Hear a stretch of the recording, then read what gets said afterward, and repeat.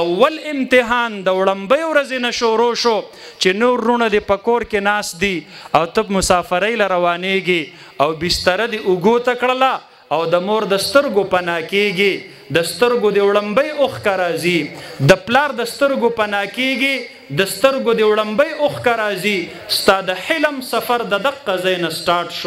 شروع شو نور رونه به دې په کور کې د مور د لاس ګرمه ډوډۍ خوري او ستا د حلم امتحان دی ته به د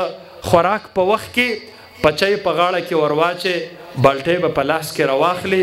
د خلکو به کور په دروازه کې به ودرېږي ستا د حلم امتحان الله اخلي په دې ورځې صبر وکړه دې پسې وروستو الله رب العالمین تا له ډېر لوړ مقامات مقرر کړي دي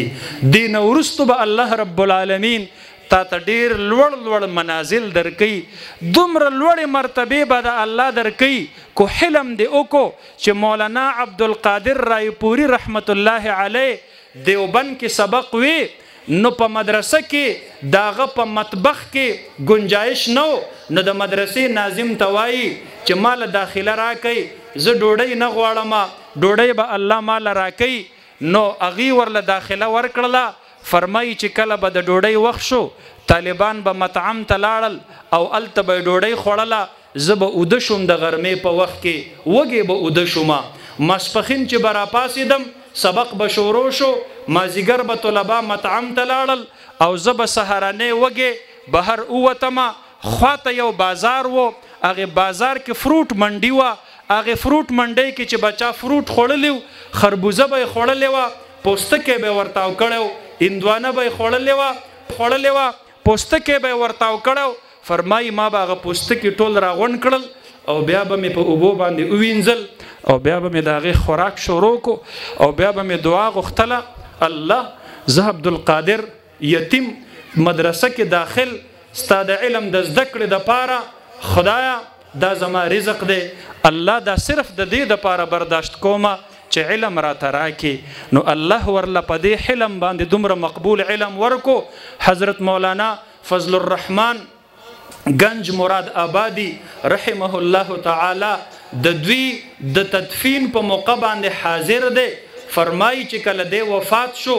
نو ما ته الله په زړه کې القا وکړله چې د عبدالقادر رایپوري علم ما ته دومره محبوب شو چې د ده سره ګیر چاپیره 40 میله فاصله کې څومره قبرستانونه دي د هغې قبرستانونو مړي مې معاف کړل په هغې قبرستانونو کې پراته مجرمان مې معاف کړل د ده په سینه کې د پروت علم نه رب ذوالجلال له حیا ورځي الله یې ژوندون باندې نه الله یې په مړونې باندې د مړو دپاره هم ذریعه د رحمت جوړه کړي دا د طالب العلم د حلم برکت وي د عالم شي د علم نه وروستو دی په مدرسه کې مدرس شي د وظیفه ډیره کمه وي د نه مطالبات ډیر کیږي د بچو ضروریات وي د بیبي ضروریات وي د مور او د پلار ضروریات وي